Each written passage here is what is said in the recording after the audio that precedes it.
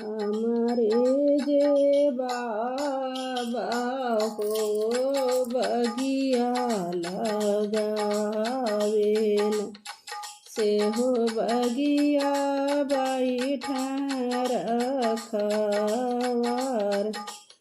राम रसोईया से निकल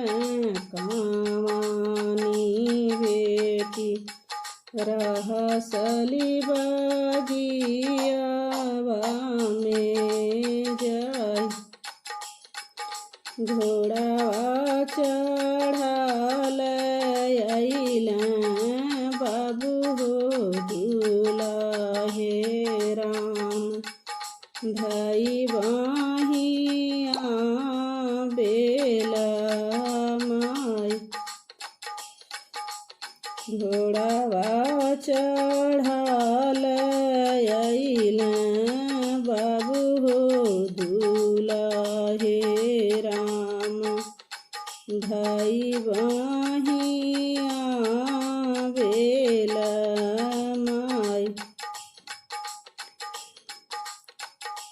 हम तुहाँ से पूछिले ये बारी सुंदरी तेहि बाने देहु बतलाई किया तुम्ही ये सुंदरी सचवा कढ़ारली किया तुके गढ़ेल सोना कवनी मायरिया गोदिया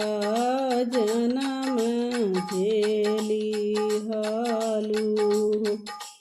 भैलू अलप सुकुआरी नहीं हमारे